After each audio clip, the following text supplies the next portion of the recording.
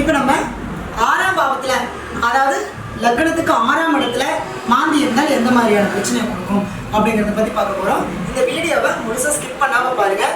ஏன்னா இது பரிகாரம் அப்படிங்கிறது நான் கடைசியில் தான் சொல்லியிருக்கேன்.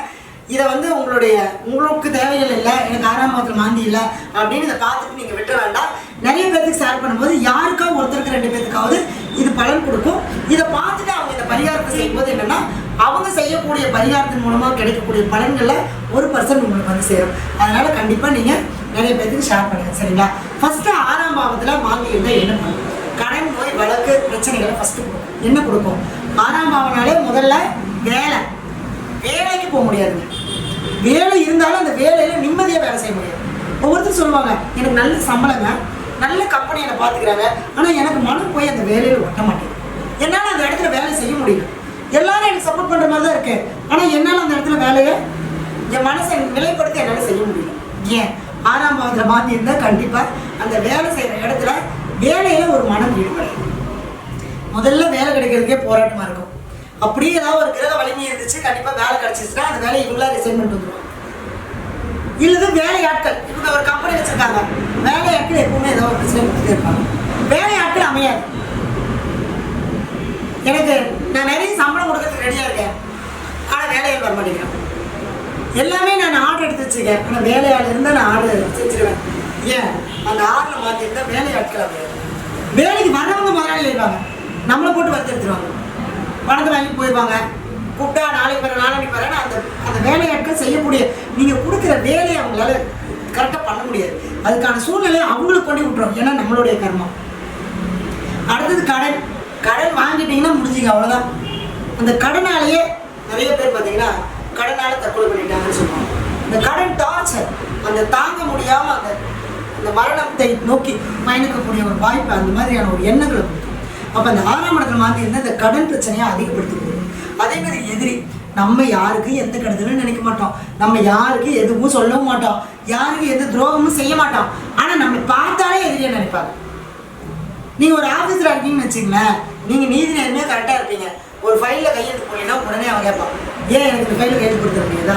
இவ்வளோ ஃப்ரெண்டாக இருக்கேன், இவ்வளோ எனக்கு நல்லா தெரிஞ்சவனா இருக்கேன், அது எப்படிப்பா? நான் செய்யக்கூடிய வேலைக்கும் அதுக்கு உடன்பாடு இல்லை அப்படின்னா உடனே அவன் எதிரி. அப்புறம் இவ்வளோ தூரம் நான் சொல்கிறேன், இவ்வளோ தூரம் நான் இது பண்ணுறேன், எனக்கு அதை செஞ்சு தர மாட்டேங்கிறேன். அப்போ நாம் கரெக்டாக நம்ம வேலையை செஞ்சுட்டு இருந்தாலும் நமக்கு என்ன பண்ணுவாங்க? எதிரிகள் புதுசாக உருவாகிட்டே இருப்பாங்க. அப்போ அந்த எதிரினால நமக்கு என்னவா இருக்கும்? மனம் வலிக்கும், மன வருத்தத்தை கொடுக்கும். இதெல்லாம் இந்த பிரச்சனையை கொடுக்கறது இந்த 6ஆம் இடத்துல மாந்தி இருந்தால். அடுத்தது நோய். ஏதாவது ஒரு நோய், வயிறு சம்மந்தப்பட்ட பிரச்சனை, இல்லை ஏதாவது உடம்புல நோயை கொண்டு போய் அதுக்காக ஆஸ்பத்திரிக்கு செலவு பண்ணுறதா இருக்கும். ஏன் அப்படின்னா உங்களுடைய கர்மாவே நோயினால கடன் ஆகணும். அப்படின்னா ஒன்றுமே இருக்காது. ஒரு நாள் திடீர்னு ஒரு வயிறு வலி, ஆஸ்பத்திரிக்கு போவீங்க, ஸ்கேன் எடுப்பீங்க, அதை பண்ணுவீங்க, இதை பண்ணுவீங்க, 10,000 ரூபா செலவு பண்ணிடுவீங்க. கடைசியில் டாக்டர் ஒன்றுமே இல்லைம்மா, நீ வீட்டுக்கு போ. ஏங்க 10,000 ரூபா செலவு பண்ணிக்கிற காலையிலேருந்து ஒரு மாத்திரோட கொடுக்க மாட்டீங்களா? ஏமா நல்லா இருக்க உடம்புக்கு எதுக்குமா மாத்திரை? அந்த மாதிரி அந்த எதுவுமே இல்லாத அந்த வலியை கொடுத்து அதன் மூலயமா என்ன பண்ணுங்க, நம்மளை கடங்காடுறாங்கிறது. இதுதான் நம்மளுடைய வேலை, சரிங்களா? அடுத்தது 6ஆம் பாவத்தில் மாந்தி இருந்தால் மாமன் உறவு சரியா இருக்கு. மாமன் உறவு நம்மளுக்கு சப்போர்ட்டாக இருக்க மாட்டாங்க. இது எல்லாமே நம்மளுடைய கர்மாவினுடைய அடிப்படையில் செயல்படக்கூடிய ஒரு விஷயம் தான், சரிங்களா?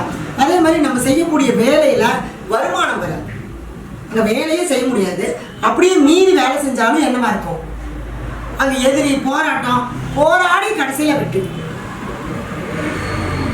கஷ்டப்பட்டு கிடைக்கும். எப்போ அதாவது இங்கேருந்து ஒரு ஊருக்கு போகணும்னா ஈஸியாக போகிறது ஒரு 2 கிலோமீட்டரில் போயிடலாம். இல்லை நம்மள என்ன பண்ண வைக்கும், சுத்த விட்டு 6 கிலோமீட்டர் 7 கிலோமீட்டர் போய் அதுக்கப்புறம் போவோம். அந்த மாதிரி ஈஸியாக கிடைக்கக்கூடிய வெற்றியை இப்படி வாங்காமல் இப்படி சுற்றி வாங்குற மாதிரி இருக்கும். அதுதான் இந்த 6ஆம் இடத்துல இருக்கக்கூடிய மாந்தி செய்யக்கூடிய வேலை. ஆனால் மன தைரியம் இருக்கும், துணிச்சல் இருக்கும், போராடுவாங்க. இந்த போராட்டமாகவே இருக்கும். அடுத்தது கணவன் மனைவி உறவு, கண்டிப்பாக கருத்து வேறுபாடு வந்துக்கிட்டே இருக்கும். 6ஆம் மாந்தி இருந்தால் சண்டை சச்சரவு, பக்கத்து வீட்டில் சண்டை, அக்கம் பக்கத்தில் சண்டை, சொந்தக்காரர்கிட்ட சண்டை, இதெல்லாம் வரும். நம்ம நல்லாவே இருப்போம், என்ன பண்ணுவாங்க? தானாக வருவாங்க தேடி சண்டைக்கு. அப்போ அந்த இடத்துல நமக்கு அந்த பாதிப்புகளை கொடுத்துக்கிட்டே இருக்கும், சரிங்களா? சரி, 6ஆம் பாவத்தில் மாந்தி இருந்தால் இதெல்லாம் இருக்கும்னு சொல்லியாச்சு. இதை நிவர்த்தி பண்ணுறதுக்கான பரிகாரம் என்ன அப்படின்னு நீங்கள் கேட்குறீங்க. இதுக்கு பரிகாரம் என்னென்னா, முதல் ஸ்டெப்பு. 6ஆம் பாவங்கிறது வேலையாட்கள். உங்களோட வேலை செய்கிறவங்க வீட்டில் ஏதாவது ஒரு பெரிய காரியமோ அல்லது உங்ககிட்ட வேலை செய்கிறவங்க இல்லாதப்பட்டவங்க இருக்காங்க இல்லையா, அவங்க வீட்டில் ஒரு பெரிய காரியம் ஆயிடுச்சுன்னா அந்த கர்ம காரியங்களுக்கு நீங்கள் உதவி செய்யணும். அப்படி இல்லைங்க, நான் யாரை போய் தேடுறது? உங்களுக்கு வேலையாட்கள் யாரும் இருப்பாங்க இல்லையா, உங்களோட வேலை செய்கிறவங்க அல்லது உங்ககிட்ட வேலை செய்கிறவங்க யாரோ ஒருத்தர் கூட்டிகிட்டு போய் இந்த மயானத்தில் போய் ஒரு மாலை ஒரு துணியை வாங்கி போட்டு வெத்தலை பாக்கு வச்சு தேங்காய் பழம் வச்சு ஒரு கடலை அவள் இந்த மாதிரியான ஒரு படையல் போட்டு ஒரு கற்பூரம் பற்ற வச்சுட்டு அங்கே இருக்கக்கூடிய வெட்டியானுக்கு ஒரு 100,000 கையில் கொடுத்துருவாங்க. நிச்சயமாக உங்களுக்கு அதுக்கு உண்டான வழி பிறந்துடும். இது பொதுவாக சொல்லக்கூடிய பலன். அதில் நம்ம 6ஆம் பாவத்தில் நம்மளுடைய மாந்தி என்ன நட்சத்திரத்தில் நிற்குது, அது எந்த வீட்டில் நிற்குது, அது அம்சத்தில் எங்கே நிற்குது அப்படிங்கிறது எல்லாம் பார்த்து பர்டிகுலராக அதுக்கு ஒரு சில வழிபாடுகள் நம்ம செய்யும்போது நிச்சயமாக நம்மளுக்கு அந்த மாந்தி தோஷம் அப்படிங்கிறது நிவர்த்தி ஆகும். ஏன்னா மாந்தி அப்படின்னாலே நம்மளுடைய முன்னோர்களுடைய கர்மா தான்.